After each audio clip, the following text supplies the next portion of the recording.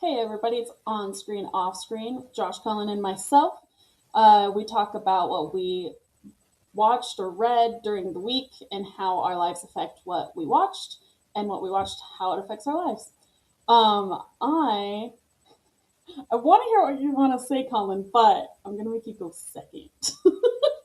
Josh, Okay. how about you go with yours? All right, so I am going to talk about Harry Potter. I'm continuing my full cast audio versions of the books. And so far, my general review is it's the same as the movie, and the movies suck. They're just full of plot holes, the writing is terrible, XYZ, whatever. Except for the fourth one, which is the worst movie and is somehow worse in book form. And so now we're on the fifth book, or I'm on the fifth book, I guess I should say. And so I've been listening to it, and my genuine reaction is holy crap, J.K. Rowling can write a book. I agree. This Genuine one shock is for me. better. This is objectively a well written book, which doesn't happen for her. It's crazy. Genuinely, my recommendation so far would be watch the first four movies so you can save yourself some time, and then read the book, at least the fifth book, because this is a good book. This is the first time I've been reading the books where I'm like, holy crap, this adds to the story. This is an important detail that they are adding that is missed out on in the movies. Everything else, I'm like, I understand why they cut it. I understand why they cut it. I understand why they cut it. Doesn't really add anything. And in this one, they add they talk so much about like Percy and like his impact on the Weasley family and that he just doesn't disappear. They talk about the other brothers. They talk about Fred and George a whole lot more. You understand them a whole lot more. You understand that they left school, which doesn't happen in the movie. You have all these details of things that like Dumbledore does and why he does certain stuff. You get a lot more backstory and understanding into Snape's character. You get a lot more backstory and understanding into Harry Potter and James Potter and Lily, and you get a whole lot better with that. Sirius as a character is just so much more fleshed out and understandable. Um, but that leads me to my two big criticisms of this book. Sirius's death is so much better in the movie. It is ridiculous. Not even close. Sirius's death in the movie is far more impactful, feels a whole lot more impactful, matters a whole lot more. Umbridge is significantly better in the movie. It is I don't agree with ridiculous. that at all. That's crazy. They made her understandable.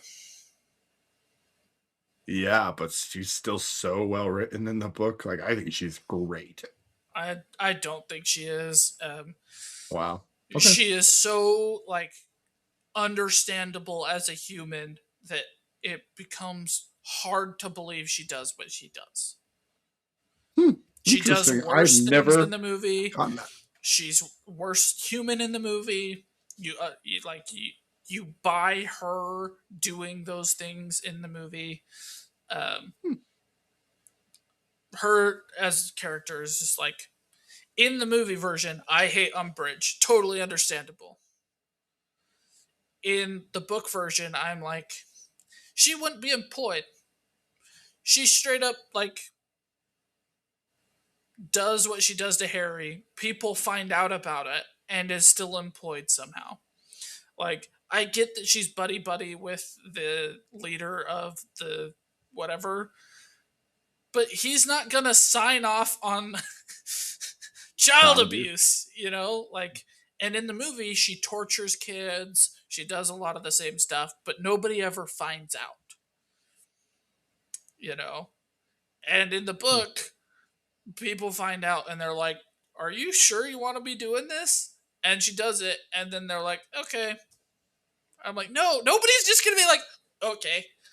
Um, we have Hermione's continuation of J.K. Rowling's justification of uh, slavery, which is interesting. Um, and then she like gives that mess that she's like, I don't care about that. By the end of the book, and you're like, you could have just not brought this situation up. You could have just like not written about this, J.K. You could have been like, this is just the way the world is, accept it. But no, you had to be like, this is slavery, but it's okay. But they want to be They slaves. want to be slaves. I don't know if you've seen that clip where it's like the goblin and he's like, buddy, that kid can't walk anymore. And he's like, but that kid didn't want to be able to walk. Yeah. Just That's what absolutely that's giving. wild. Yeah.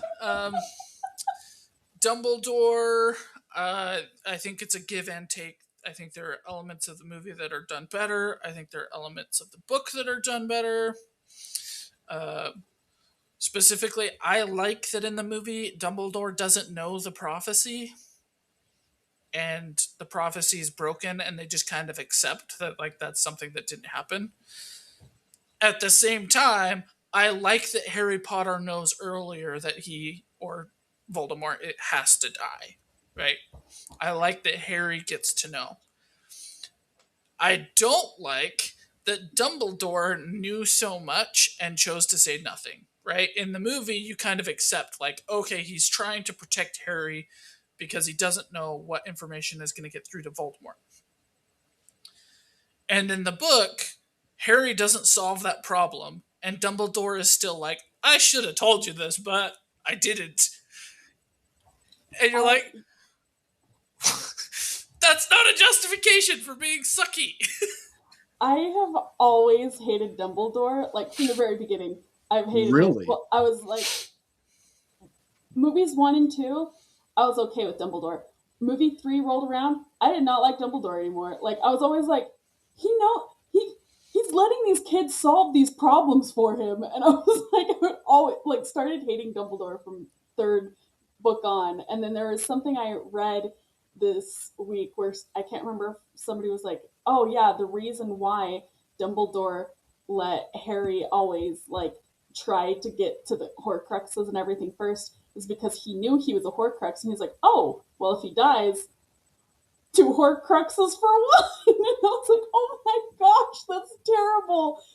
I mean, smart, but also Dumbledore, that's bad. Anyway, I hate Dumbledore. Yeah, I think Dumbledore knowing so much about the Horcruxes in the books is generally just a bad thing, because then you just like buy, like, okay, Harry and him are both working on it, and Harry's just getting to some of these conclusions earlier because of his connection to Voldemort or whatever. And in the book, he's like straight up like, yeah, I know. And I'm going to do nothing about it. And in the fifth book, he straight up says, like, I was counting on your savior mentality to do this. I don't remember that. That's crazy. It Yeah. is straight up like, oh yeah, I knew you were going to do this because of your savior complex. There's literally one of the things I like about Hogwarts Legacy is there's a nurse, and if you walk by her in the hospital wing, she'll say, "What type of world do we live in that we're letting kids solve our problems?" I love this nurse, and that's vanilla game. If you do that and pass her, she says that, Yeah. and I'm like, It is just, yeah, it's wild. It is still Harry Potter. There are still tons of plot holes. There are still writing issues. It is still far from perfect. But this is the first one where I'm like, this one is worth reading. The other ones, I couldn't care less about. Skip it, don't, whatever. Watch the movies, easy. Same story, doesn't really matter. But this one, like, I think having Percy and all of his stuff matters a lot. I think it speaks to things a lot. The rest of the Weasley, George and the other twin, Fred. Fred and George. Right. I think they're significantly better in this book. I think Hermione is significantly better in this book. Um, I think adding all the details about the owls is very important, although their system doesn't make sense, logically speaking. But like, I kept comparing it to like when we took those placement tests in high school and junior high, and they're like, these are the things you should think about doing. And it really felt to me like these are your options. You have to pick one of these. But I'm like, in this system, it is that way. If for whatever reason your junior year of high school, you're placed somewhere or have a certain set of skills, you can't do other things in this world, which is wild. But it does speak to like the mentality of a lot of things. McGonagall is so much more important in the fifth book. Um, when you watch the movie, you go, well, why doesn't McGonagall intervene more? And in this one, she does. And I think that's like probably the biggest loss in the book. Because, like, she goes out and defends Hagrid and gets freaking wrecked. And you get to see the absolute brutality of the ministry and how corrupt they are. Um, there's a detail about Umbridge where when Harry Potter touches her, she gets the connection of Voldemort, which tells us that she is being controlled by him. Another thing that I think is better in the movie, her doing it on her own for selfish reason, I think is better than her being controlled. But yeah, we get a lot more understanding into like how the mind control works, how their bond works, XYZ, whatever. Overall, the book is better than the movie. This is the second best movie, but is by far the best book. Is this the same book where I think like Harry talks out to Umbridge or whatever, and then McGonagall's like, "Here's a biscuit." Yeah.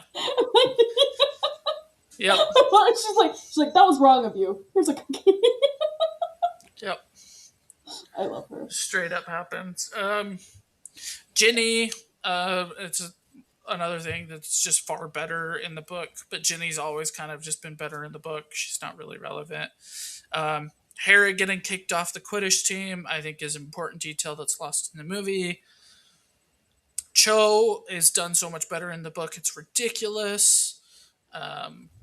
It makes me understand why she kind of disappeared in the movie better this time, whereas before it's like, what kind of happened with that? What happened is she was crazy. And you dodged a bullet there, Harry. So, yeah. That's what I have to say about that.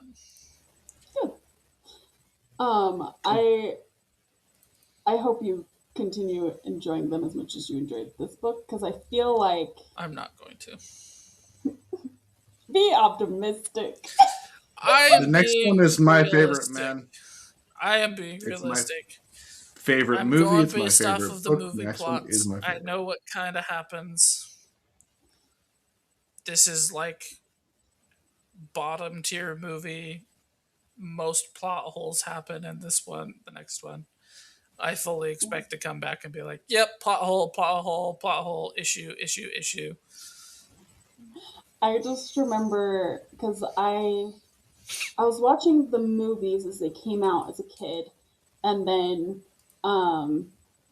the books and the movies were kind of being released at the same time, but the books were a year ahead. And so I remember it was, I think it was the Order of the Phoenix that came out, and so I read the Half Blood Prince and Deathly Hallows to get ahead because I couldn't wait for the movies to come out. And so I remember being very disappointed watching the movie after I read the seventh book, The Deathly Hallows. So I'm hoping you like the seventh one, but we'll see. I genuinely don't expect to. I genuinely expect to be like, it's the same as the movie, like I have been. Right now, I'm treating this very much like the fifth book is just an anomaly. Because all the evidence Good. points to Keep your JK expectations low. can't write. So,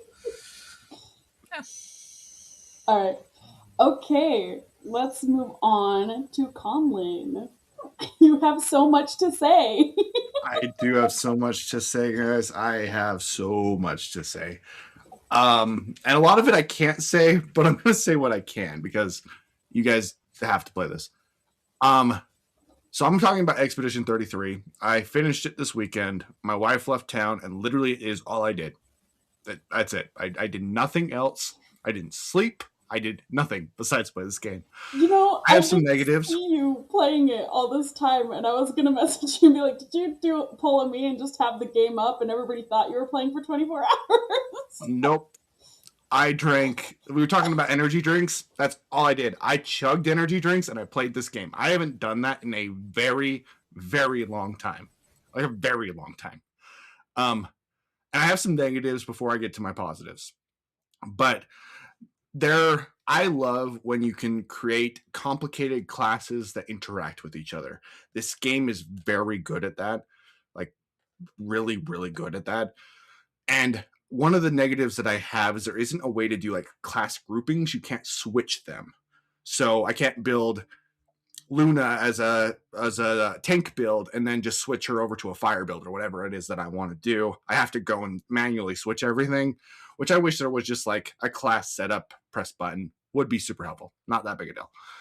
Number 2, there is a character that is period just more powerful than everybody else. There is a story reason for that, so it's not that big of a negative, but she's just more powerful than everybody else. She is crazy. You can get to do some absolutely nuts stuff, which is really fun to figure out. And third, during the third act, you should be powerful enough to just go into the end game, and there's no inclination that that's the case. And if you did a lot of the side content before you went into the end game act, like it honestly kind of pushes you towards, you would just be overpowered for the last boss. If you go directly into the last boss, it is a good challenge and very, very worth playing. Now, saying that, this game has everything that I love, all of it. Is there I'm going to tell you a little bit. Excited because Josh and I are both. Yeah. Well, What were we saying, Lauren? Sorry. I don't know if Josh is still playing it, but like we both want to still play, I believe. Is there anything that like you're looking forward to us getting to? Yes. I'm not going to spoil this game. I desperately want you to play this. Desperately. I'm begging you to play this. So I'm going to go into my whole spell. Basically, I hear this won every game of the year award. It can't be that good. I have my expectations so high. And this game surpassed every single one of them. All of them. I love when you can create cool class combinations. And this game was made by a developer who used to play like really old school MMOs where you would literally try to break the game. Like he was one of the developers. That's what he did. This game is genuinely miraculous that it was made. The guy who directed the music, and the music is phenomenal. Like it's so good. He was on he was a guitar teacher. I've dug into everything with this game. I'm obsessed with this game. He was a guitar teacher, and in his spare time, he would go to like old NES type games or old Nintendo type games, and he would make fan music. So like, what if Zelda Ocarina of Time had an extra song? What would that sound like? And he would compose that extra song. The guy didn't go to music school. They're on a random form, like a random French form with 100 members. Neither the director of this game or him had been on this form before an hour before they met each other. He gets on the music guy gets on this form an hour before, puts one of his songs down. The director gets on this random form with 100 people on it, listens to the song, likes the song, and decides to hire this guy to write the music. The music is banger. I've been listening to it whenever I'm not watching videos about Expedition 33 because I am absolutely 100% obsessed. It is great. exceeded every expectation. The writer of the show had done some writing throughout her life, but she was a finance girl who decided she was bored with finance. And during COVID, she was like, just trying random things out. And she thought it would be cool to be a voice actor. So she messages on Reddit the guy who's directing this game and decides, hey, can I do some voice acting for you? They start talking about the game and she gives her ideas and she gets hired as the main writer to write the best story I have ever played. Period. I thought about this and I was like, is this better than Knights of the Old Republic? Because that has always been my standard. It has always been Knights of the Old Republic. I don't think the twist is as good as what's in Knights, but the character writing feels so natural and flows so well. And it's just beautiful. The whole game is gorgeous. I love it. I love this game. The main guy who directed the entire thing was a person at Ubisoft who got bored of doing the exact same like big generic games. So he decided to take a bet on himself, left the studio, had this cool idea while he was playing Sekiro of a turn-based Sekiro type combat. When I talked about it being like Sekiro, that's literally what he was going for. And decided to make a bet and do his own game. He didn't know it was going to work. It shouldn't have worked. The guy who runs the business side of things has never worked on video games before. The guy who does the video game graphics, the head designer, worked as somebody who would design like Circus Olays.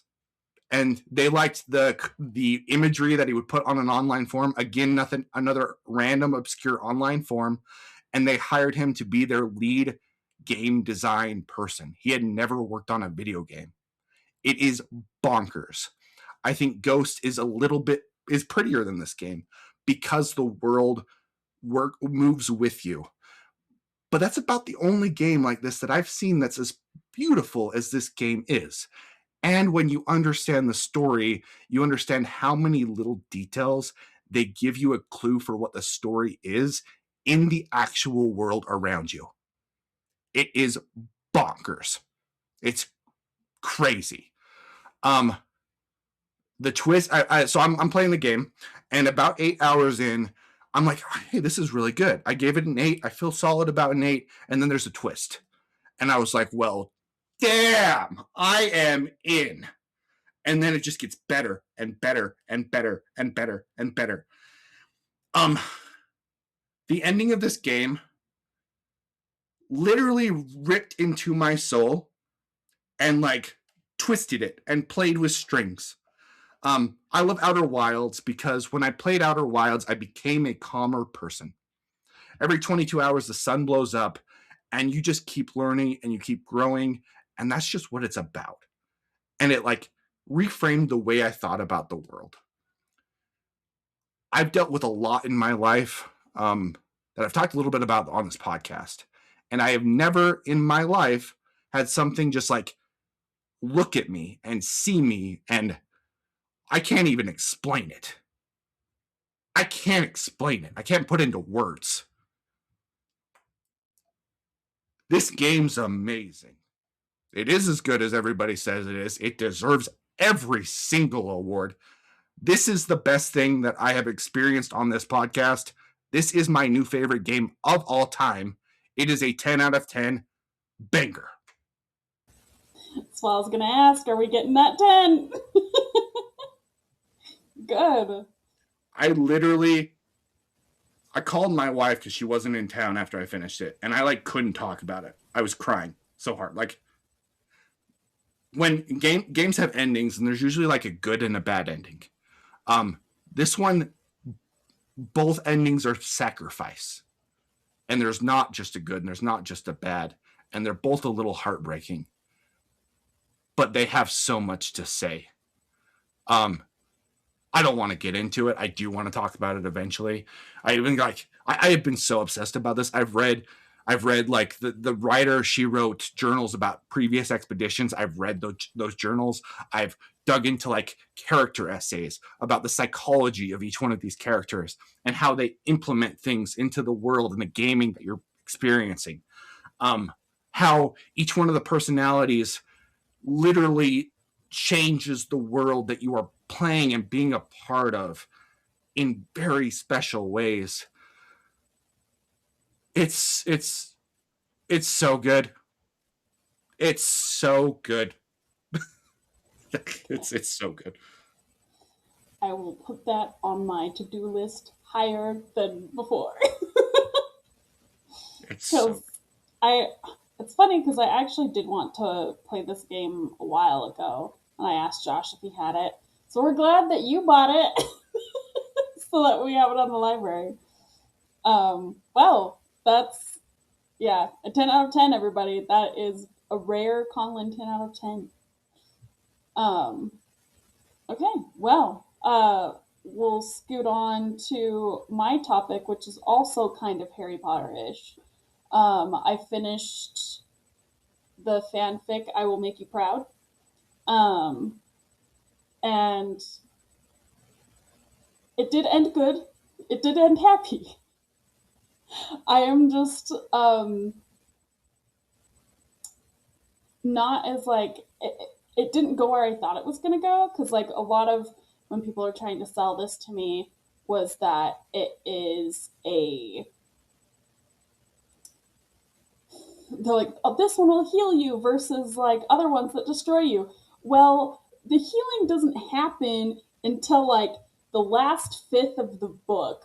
So I was just like, all of this is just heartache. What are you talking about? Where's the healing gonna begin? Because there's a lot of time travel in it, and Hermione keeps messing up, and so it ends up being that like she finds out she messes up because she's always doing it alone, and the final time she goes back in time with Malfoy and they fix it together, and that's how they're like they found the happy ending basically.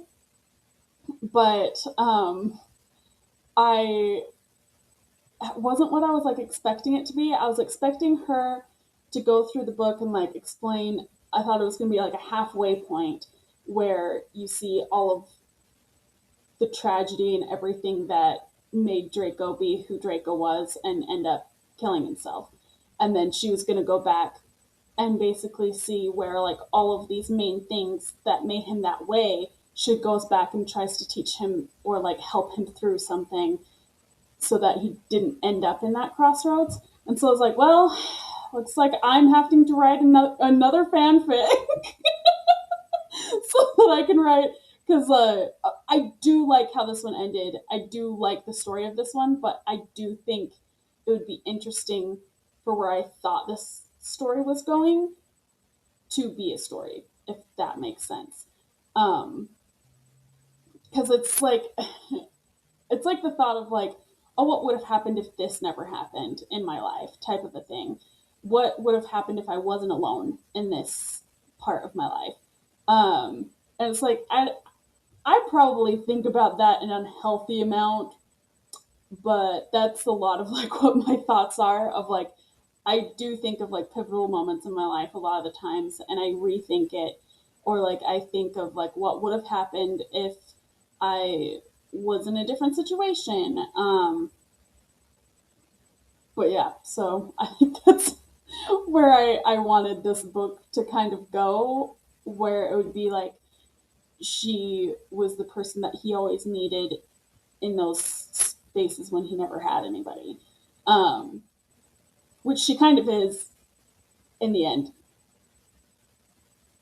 But yeah, anyway, so I enjoyed this fanfic. I think it's one of the better ones out there. I would say it's a 7. I was happy it had a happy ending. But it was just funny because I picked up this book because I didn't want it to be as heavy. But it's like 4/5 heavy, and then you get the good 1/5 ending. Um, so yeah, I stuck with it. It was a good one. It's not the longest I've read. It's like 200,000 words, which I believe is like around 500 pages, maybe. It might be closer to 300. I can't remember. Um, but yeah, that's my little thing of the Harry Potter fanfic that I read. Let's go to our shared topic. And I believe Josh recommended this one, Summit of the Gods. So we'll start with him. Okay, so I've been watching a TikTok channel where this guy talks about like obscure movies that you've probably never heard of, or artsy movies that you've never heard of, or whatever. And it led to one of our shared topics before, which is the mouse one that Conlon really liked, that Lauren and I were both like, that was an experience. It's the claymation, and it switches to the shots of the real rats from time to time, Oh, and they take it's over the like town, and then the magically, Piper. yeah. Um, but I really like this YouTube channel because I really like exploring these obscure things. There's a book I really want to read, um, but it's only in Russian, hasn't been translated to English, so I haven't had the ability to read it. But Learn Russian. yeah, clearly. Um, that is realistically the option, and I don't want to read it that badly, but it is like a curiosity thing. So I like these different ones. And so one of the things that they talk about is this movie called Summit of the Gods. Um, I really didn't know very much about it. I watched the video, I put it on my to watch list. I forgot everything about the video that I saw on this. Lauren and Conlon are like, pick one. It's your turn. And I was like, oh, okay, well, this is on my to watch list. And Conlon was like, that one. I really want to watch that. Um, I'm really not normally into quote unquote artsy movies very often. To me, they're always like really obscure, not very well made, very much up for interpretation. So they cause all these debates about like what they're really about, XYZ, whatever. And it's just generally not my thing.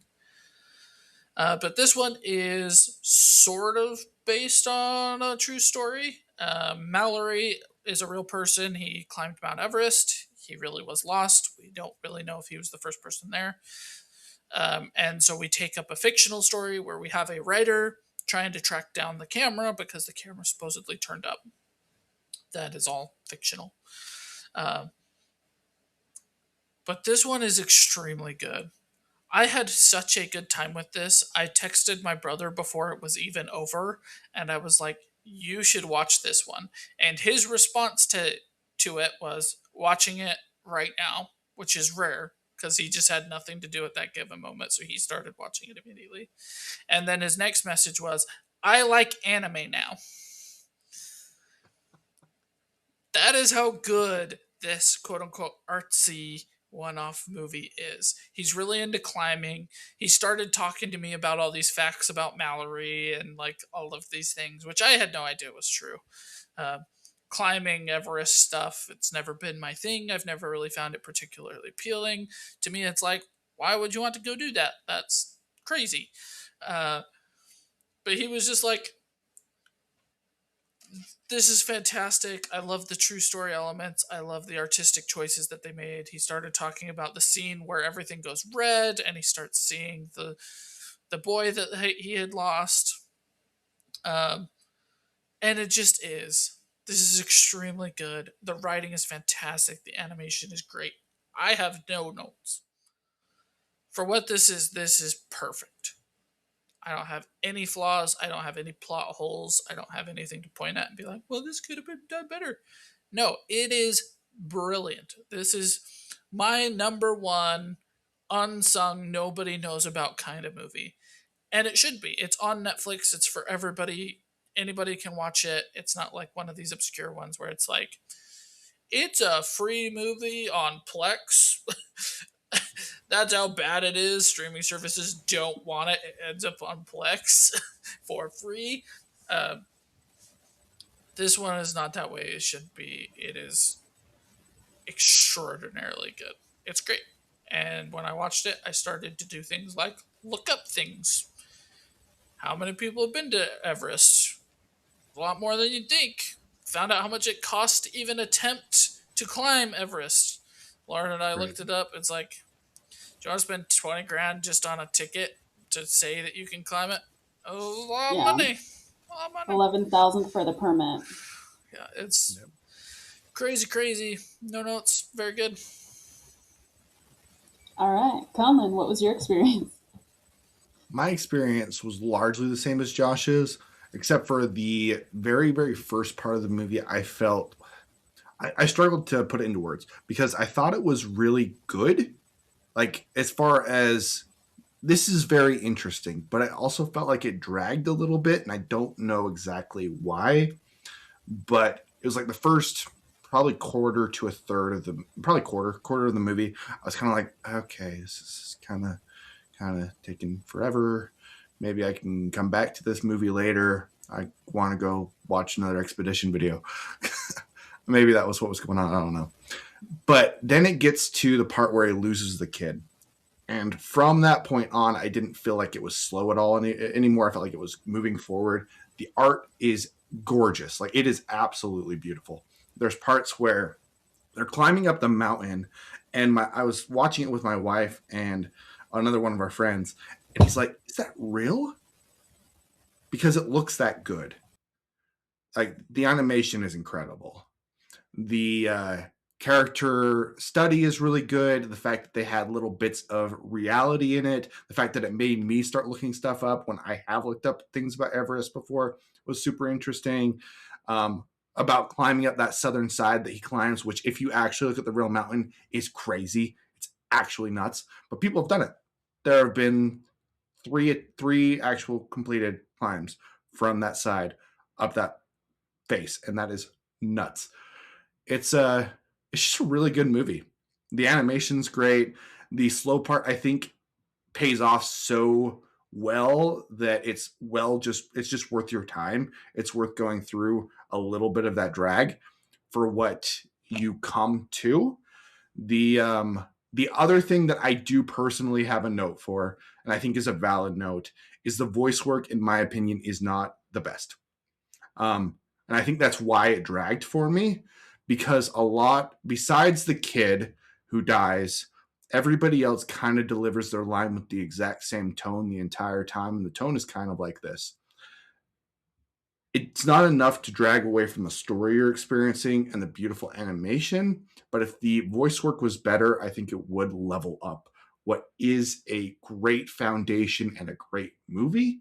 I'm going to give it a solid 8. And if the voice work was, in my opinion, better and had more inflection in the tonality, I would probably move it up to like an 8.5 or a 9. It slows down the enjoyment of the movie a little bit for me. That's fair. I don't think I noticed that. I think I kind of noticed with the not our main guy who was trying to find our other main guy, the guy who lost the kid. I think I did notice that his tone was like always the same, except for when he was losing the kid. He did Yeah. have, and I actually, for a split second, I thought that there was another voice actor for a second. um, but I think I'm like a mix of you two because I really enjoyed this movie. I think that the animation was gorgeous, and I'm an Everest nut. Like, I was looking into actually trying to go climb Everest when I was like in my early 20s because I was like, I got really interested in it for a minute until I I realized was that, doing that like, too. yeah, I was like, well, because like it seemed like it was a place I was drawn to it because it seemed like it was a place that no one else had ever been, and like only a very few people. But now it's not that way because there's so many people who have gone on to Everest, and like in a season there's hundreds of people who make it to the top. Where like the rate of how many people who have gone to Everest is like exponential. So then it didn't hold as much of a hold on me. And then it's interesting because like I've seen so many pictures of Everest and looked up so many things about Everest that like I could tell the animators did their research with the mountain when they're climbing the backside, because um, it you mentioned that it looked like a picture at one point, and I'm like, that is ever like they did a very good job animating it. And I love the scene where they're they're both climbing up, but it's a solo thing, so they can't really interact. And they have like their tents near each other, and the lights go out, and then you hear him just go, "Oh come on!" His light comes back on because he has to use the restroom, and I just laughed because I was like, "That's like every camping trip I'm ever on. I like get into my like sleeping bag, and then it's like, oh dang it, I gotta go." And then when he was out and like he's like, this is peaceful, this is where no one else is, this is like that, he's like, this is what draws people to this. um and this isn't really a dig on the movie, um but I was talking with Josh about this, how I get really mad at climbers because it seems like, and the guy mentions it. He's like, "Well, that's just who I am. I just have to make it to the top or whatever." And I'm like, "No, no, you don't. Like, stop it. You're being stupid." Because there's just like I've seen there's a movie like Solo Climber. The who was it? Alex someone. He has, Alex Arnold. yeah, he Her. um yeah, or something. He has a National Geographic thing where they've videoed him doing several other climbs and things, and like there's a part where like he was engaged and she's like, okay, well, you fell and like broke your leg or his arm or something, and she's like, you need to be careful, like you're not just some dude going out and climbing or whatever. And she's like, you've had 3 friends die solo climbing. And then later on, he's like, they got married and they have a kid, and he's still like going out and climbing. I think he's not solo climbing anymore because he's actually like, yeah, I don't want to, have my kids not have a dad or whatever. But it's He still like, actually just barely climbed up one of the tallest buildings in the world solo. yeah, yeah, Just, that made just me barely. mad. Because I think in one of the videos he's like, "Oh yeah, I'm doing like this um, with ropes and stuff because his kids," and then yeah, then climbs a building. It's free solo. I'm like, no, stop it. And like, but it's kind of like an adrenaline high that they're trying to get. They have to top it every single time. Like it, it drives me nuts because I'm like, just like think of your beautiful families. But so it's not a dig, and it is something that drives some people to just like need that high or whatever. But so it drove me nuts that the guy like decided to keep going up to the top after he saved the photographer, and I was like, I know realistically you probably would have done that. Makes me so mad at climbers.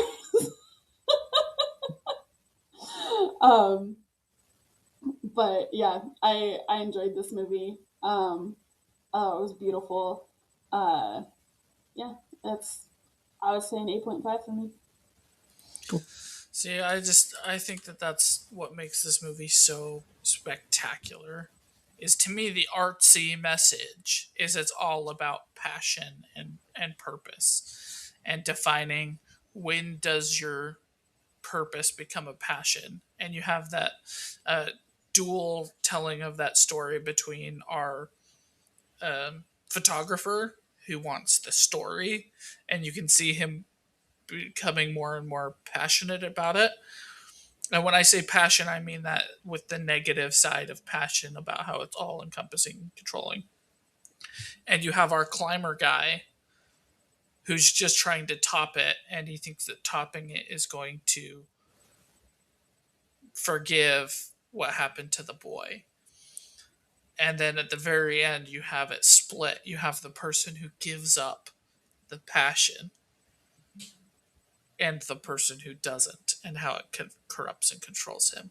And one of them survives and moves on and is happier, and you have one who doesn't and who dies and still dies doing what he loves and what he thought was going to happen and expected to have happen and all those kinds of things.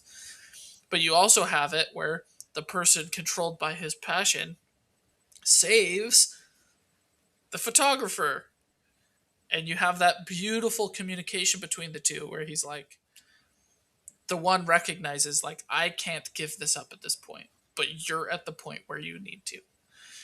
um, I I just think it's absolutely brilliant storytelling, and like, it's so easy for people to be like, do what you're passionate about, and so often I've always felt like people who do what they're passionate about often end up in bad situations, and this movie's all about that.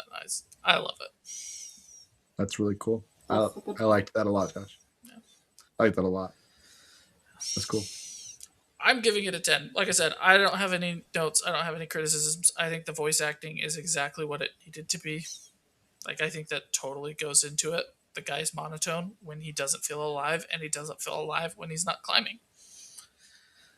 Is this like a best top 10 kind of It's not movie? going to make my top 10 movie. It's Okay.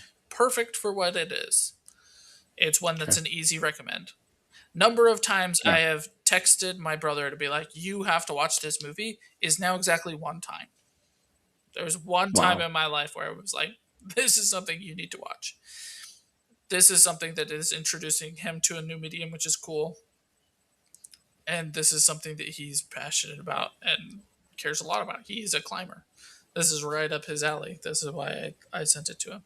And the fact that he also Pretty loved cool. it, as somebody who would have the most to criticize about it, says how great it really is. Yeah, 100%. my only thing was I do agree with Conlon of the slowness at the beginning, because it did take me a second to get into it, and that's why it's my 8.5. But I agree on every Like I other said, thing. I think it's on purpose. I think it is about that passion growing, the sense of purpose becoming passion. Well, everybody, that will wrap it up from there. Next week we'll be watching Paprika. It's an animated. I don't know if there's any other movies out there called Paprika, but we're watching the animated one. So we hope you guys have a good week. Hope you guys pick up Expedition 33 and that you guys watch Summit of the Gods if you haven't already. Have a good week.